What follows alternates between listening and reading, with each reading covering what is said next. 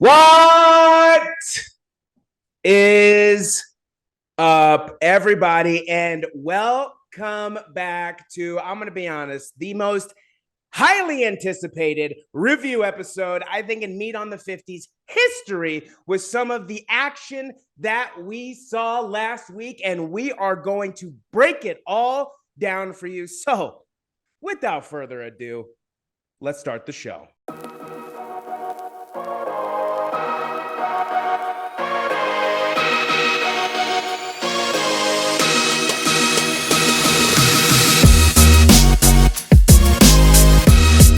Welcome back, everybody.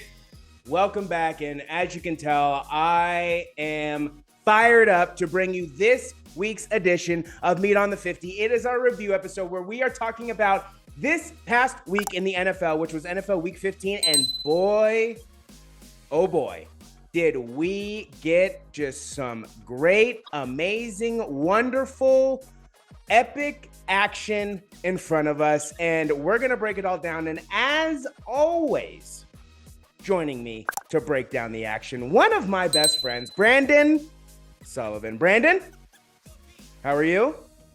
I'm doing good. Another good week of football. Some of the games didn't turn out the way I wanted them to, but all in all, just happy that my team got another victory. And same with yours. Yeah, it was a great week of sports. I mean, Saturday football was amazing. The World Cup finale was amazing. And then it capped off with a Sunday finale that was amazing. So, man, oh man, what a weekend of sports. And like you said, you only got a few wrong. Let's just show them how good you did again. Put it up on the screen for yourself. 12-4, baby. 12-4, 1-0 on the guaranteed victory. Absolute domination this past couple weeks. And for myself, 10-6, 1-0 on the guaranteed victory. Yeah, that's right.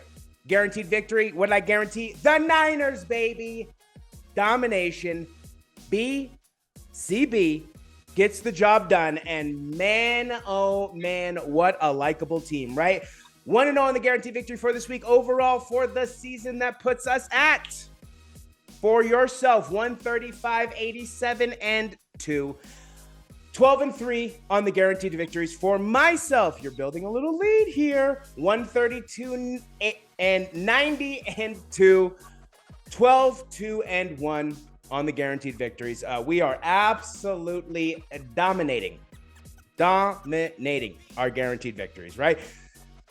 You know what I like to say. Let's wipe that off the screen, because let's get into the action. And we're rolling out something brand new. And this was the brainchild of our good friend Brandon here, and he didn't even know it. So without further ado, let me introduce you to our brand new segment, The Good, The Bad, and The Ugly.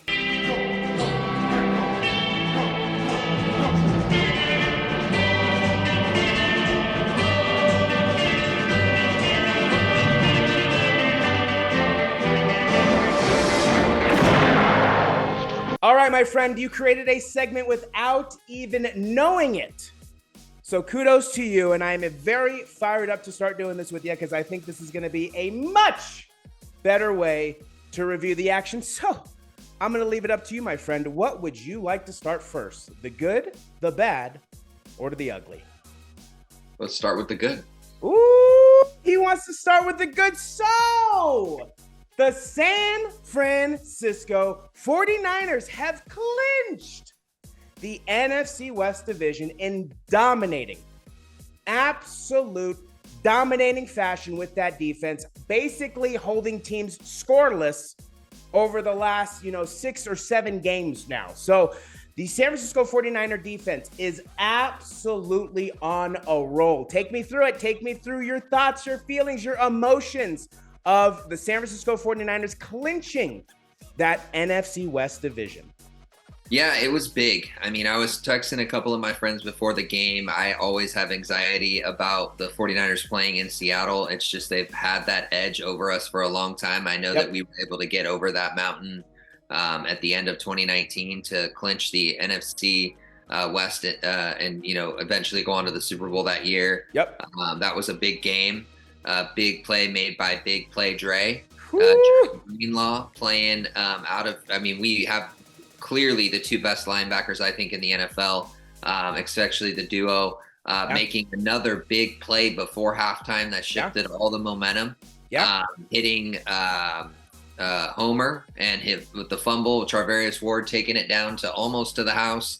McCaffrey getting that 1-yard touchdown, and that kind of, I feel like that kind of sealed their fate. So was not expecting Brock to go in and win his first divisional game against the Seahawks on the road, with all the stakes at large there, and playing through a rib and an oblique injury, coming off a short week, playing in a hostile environment. I did see a lot of red there, though. That was cool. They traveled well that game, so I think it helped eliminate some of that noise. But huge. We had only won. I think we'd only won once in the last 12 tries there. So maybe things are turning around. We swept Seattle this year. On another note, that's another big thing. They swept Seattle. The play that where he faked it to. I think it was double fake. Yeah, the double fake was a play that was taken from Bill Walsh's playbook.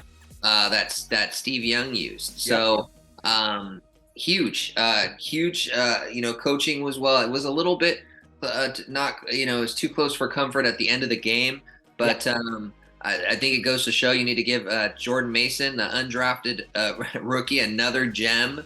I know that some of the 49er fans are, calling him, the Walmart Marshawn Lynch, or he's like the low budget Marshawn Lynch, but I can see it. I mean, this guy, he runs through people and he plays with force. So I was actually hoping they would score on that last play. I just wanted them to score. I just cannot stand Seattle. I don't know if you saw Fred Warner's pregame speech that was uncensored. No. But he basically said, "We hate these mother effers. Let's kill them." Basically, and so it's true. I mean, that rivalry's huge. So, way to start off the week. Incredible victory. Give me your thoughts on what you saw. I know there was no Deebo Samuel. Defense stepped up big, and what do you think about Brock Purdy's first start in Seattle? Man, oh man.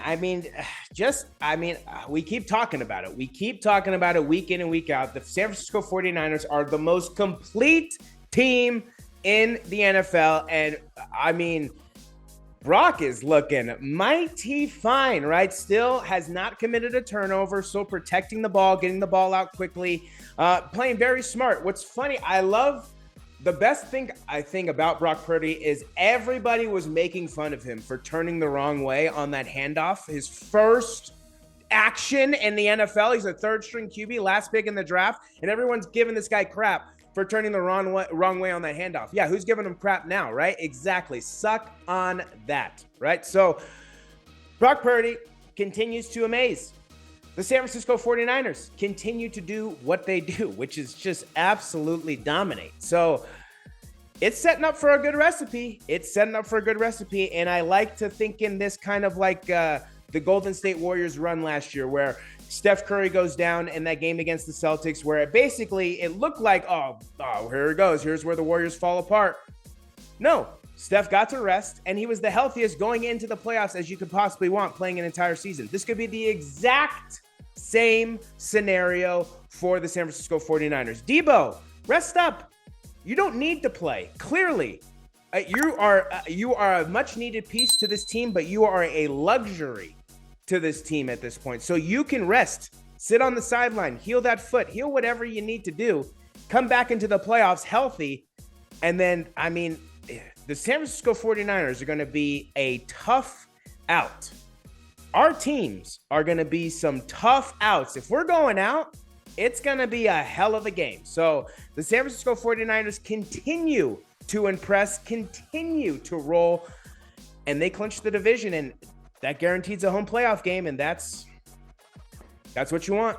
That is what you want if you're a team rolling into the playoffs. Give me one at home at least. one at home. And that just leads us in to the next good. I mean, it's the best thing about this. It's all three categories, but we'll focus on the good for one team. The Minnesota Vikings have done it. They have pulled off the largest comeback in NFL history. And I guess to the surprise of nobody, it was against Matt Ryan. I'm not even going to call him Matty Ice. Matt Ryan, who again now owns the largest choke job in Super Bowl history and now the largest choke job in regular season history.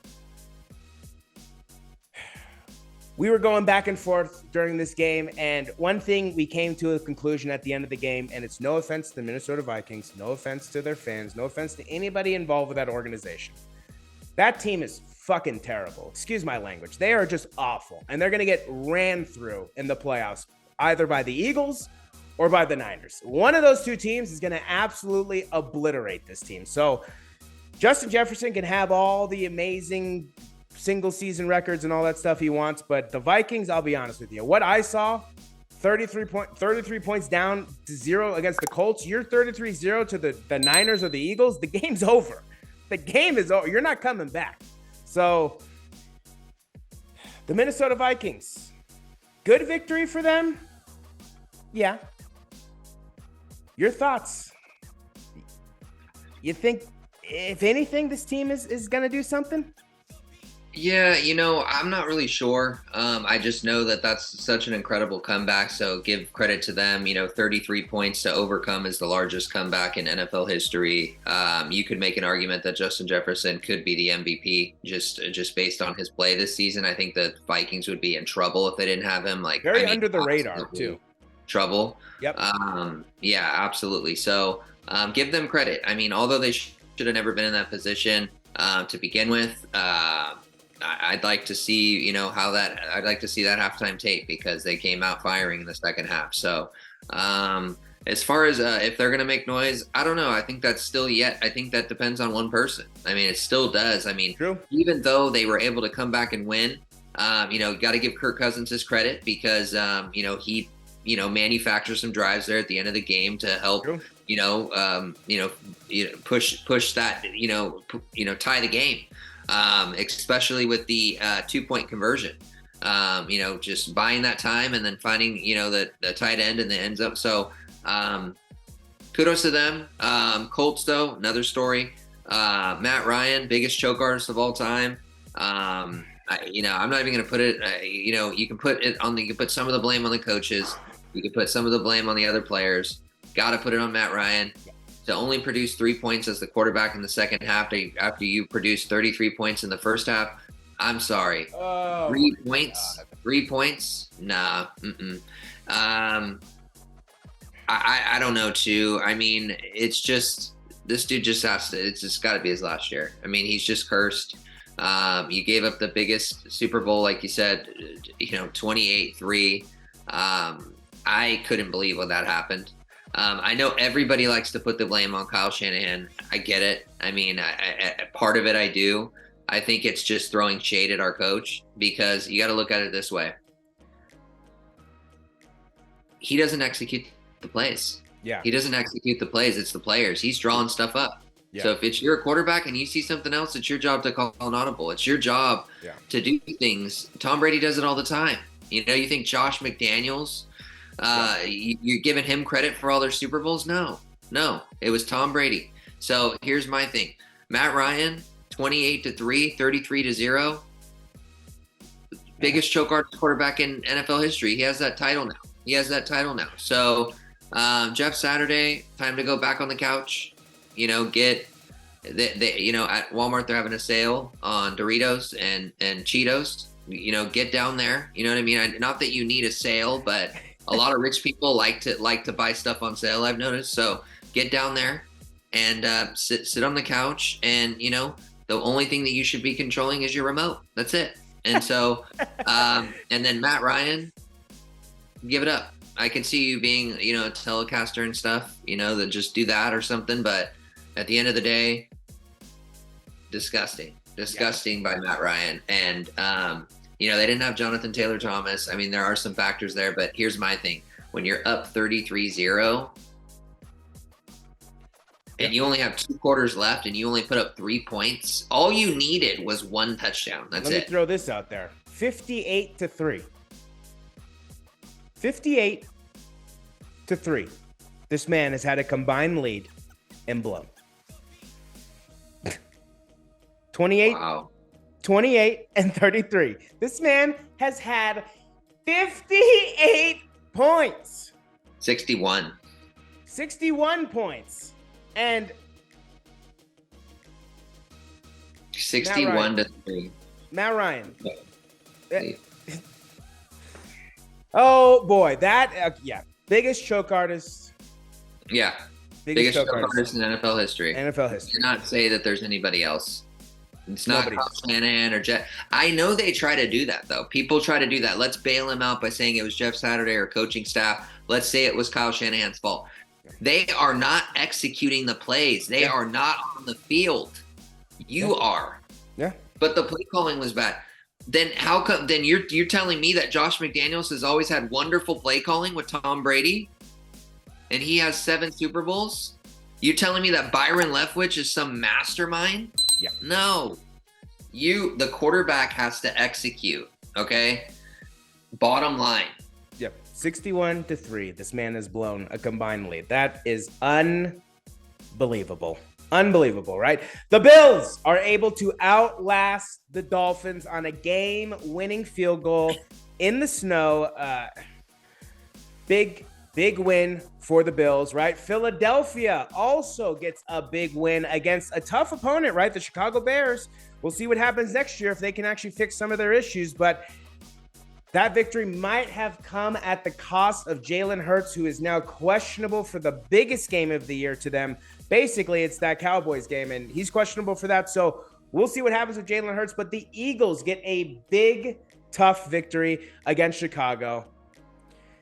And you know what I got to ask you about. I don't think it necessarily matters though, as far as with Jalen Hurts, because even if they would have to lose all 3 games in order to not clinch, because they're tied Minnesota. They beat Minnesota. So at the end of the day, it doesn't really matter. They're not going to lose all 3 games. True. I agree. And their opponents at the end of the season are not. They're not the toughest opponents. Yeah, they're not losing all 3. Yeah, they're not going to lose all 3. But what I do want to get your opinion about is the Detroit Motor City Rollin' Lions, baby, are now 6-1 in their last 7 games. Started 1-6, now 7-7, deep in the playoff hunt. Are you telling me that we could possibly see Detroit on Super Wildcard Weekend? Is that what you're telling me? I would love to, but I just think it's too little too late. I think that they would have to win out, and I think that some things would have to work in their favor, especially with you got Washington and the Giants have that tie. That might, put them a half game up when you're looking at the playoff machine. True. I don't know if anybody else checks it out, but ESPN's playoff machine, that thing is sick. You go on there, you start using mathematical formulas, the Pythagorean theorem. You start entering everything in, and then bam, you can figure out if mathematically your team has a chance if this person loses and this person loses and this person loses. So mathematically, the Lions and the Raiders, they're still in it, but it's maybe too little, too late for teams like that with the amount of losses that they have. They're starting to come alive later in the season, and then those losses come back to bite you. They do. So I'm hoping so. I've always rooted for Detroit Lions. They've just always been just so irrelevant. You got to root for the underdog. But they seem to be coming alive. Yep. The Lions, man. The Lions, baby, right? And they have a huge game this week again. So we got to watch out. We got to watch out for the Detroit Lions because the NFC, that little playoff, that little wild card, last couple spots, that's a little bit up for grabs. It's still attainable, but some things definitely do have to happen. So we'll see what happens there. But that wasn't even the most miraculous thing because the most miraculous thing was the Jaguars. Yes, the Jacksonville Jaguars pulled off a miraculous comeback in the second half, 17-point deficit. The Cowboys choke it away on a pick six, and would you believe it? But the Jacksonville Jaguars have a chance at the AFC South, have a chance at the playoffs, and it's all going to come down to that Tennessee Titan Jacksonville Jaguar division game coming up here in a few weeks. And man, oh man, the Jaguars. Trevor Lawrence looking great. I got to give you props every time because you definitely called it. Trevor Lawrence is no bust. The man has been playing out of his mind these last couple weeks. So Trevor Lawrence, domination, absolute domination these last couple weeks. And good for him, man. We love Trevi, so we want him to be good. So it's good to see him. And Doug Peterson too. Doug Peterson's balling out too. So good for that little duo right there, especially after Urban Meyer last year. Did you hear they sent him a bunch of cheesesteaks after they beat the Cowboys? Philly. Yes, sent him a bunch of cheesesteaks. I saw that. That made me want a cheesesteak. Cheesesteaks are good. Hell yeah. I'll take a cheesesteak. Especially a Philly cheesesteak, son. Oh yeah. The Bengals, baby. Another team who overcame a 17-point deficit, not for the first time. What did I tell you? What did I tell you at halftime when you told me the game was over? And that's just your emotions. That's just your emotions. It's true. I did the same thing. For the first time in NFL history, we had 3 17-point comebacks in one weekend.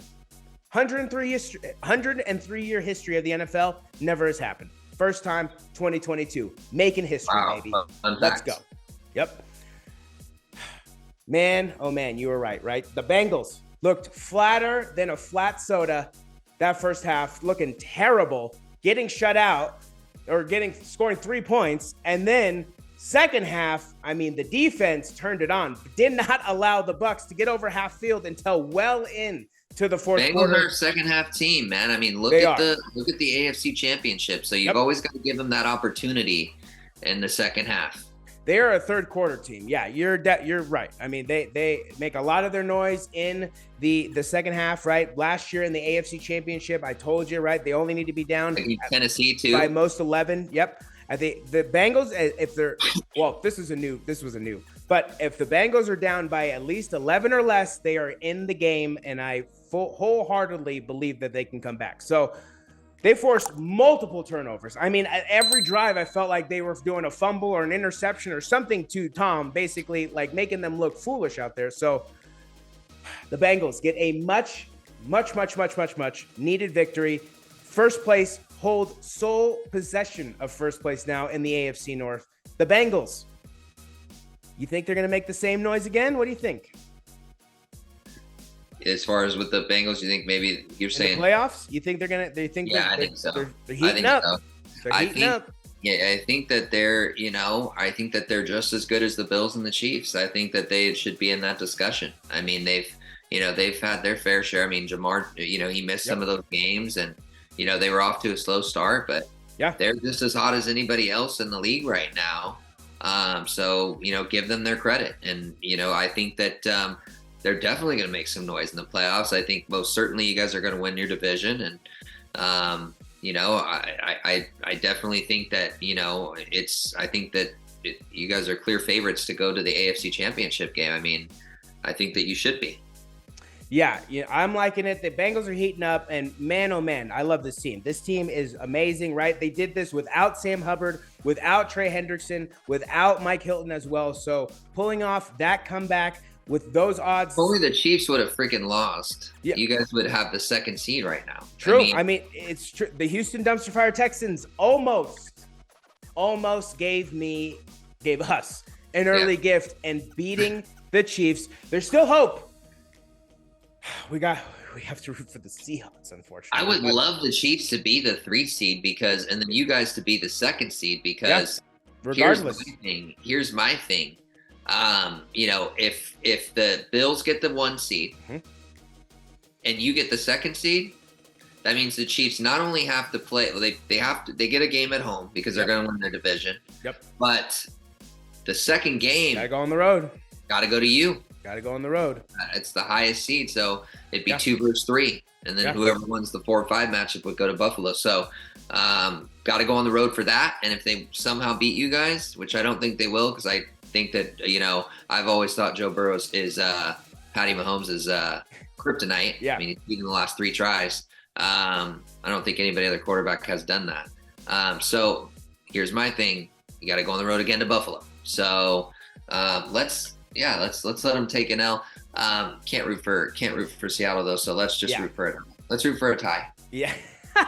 Hey, a tie actually would benefit the Bengals, so I'll take that. So that's fine with me. Yeah, I'll take a tie all day. That's totally fine with me. We saw the Raiders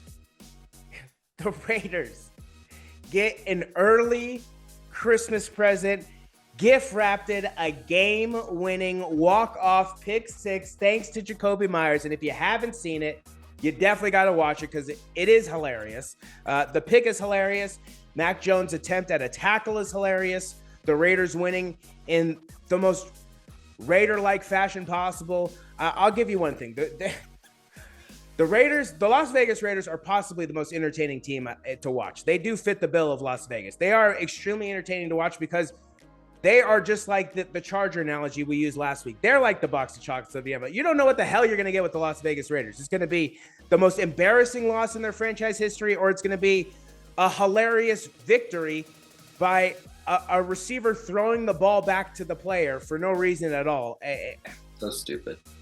Josh McDaniels gets gifted a win against his mentor. I honestly, if I'm Josh McDaniels, there is not a fatter smile on my face winning like that than I would just be so happy. I don't know how I would express it, but I would just be so happy I won like that. I wouldn't even want to win normally. That is exactly how I want to win because that is hilarious.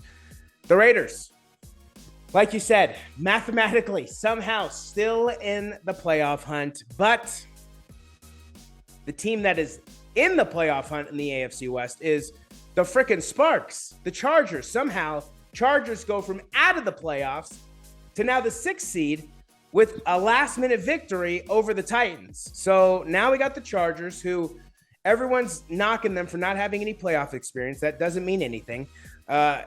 If the Chargers can stay healthy, they are going to be a very dangerous. The AFC, I'll be honest, is setting up to be very dangerous in the playoffs. No matter who is going to be in there challenging to move on, I think those games are going to be phenomenal. I mean, whether it's the Dolphins, the Chargers, the Jaguars, all these teams I'm looking at right now are kind of ramping it up, getting very competitive. So the Chargers moving into that 6th seed have a chance to move up again with the 5th seed, with the Ravens now dropping, obviously, with their quarterback issues. So the Chargers, who knows? The last good was the Giants, the G-Men, finally stopping a 4-game skid, 3 losses and a tie. Now coming back and avenging that tie, now basically making it almost mathematically eliminating the Commanders. Commanders still have a chance to get into the playoffs if the Giants just completely tanked the last 3 weeks or so. But the Commanders now, they were looking good. But the G-Men, do you think the G-Men have any shot? What do you think? Not really. I mean, they're going to go to the playoffs, but not really. I just think that, they're not that talented of a team. I mean, here's my thing. They could win a playoff game for sure. But beyond that, I'm not confident. I like that. Yeah, I think that is actually a very good breakdown of the New York Giants, right?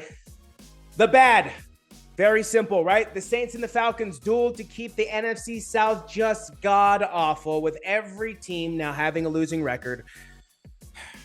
It's the battle of the craps, I guess. We'll see what happens, right? The Steelers won again, prolonging the losing record for the first time in Mike Tomlin's career. Come on, man. Just give one loss. Just one more loss. That's all I'm asking. Raiders, you can do it for me, right?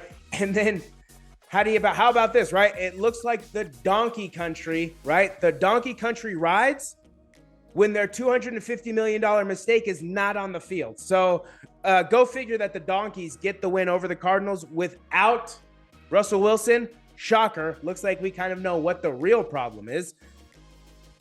The Donkeys eliminated from the playoffs. Cardinals eliminated from the playoffs.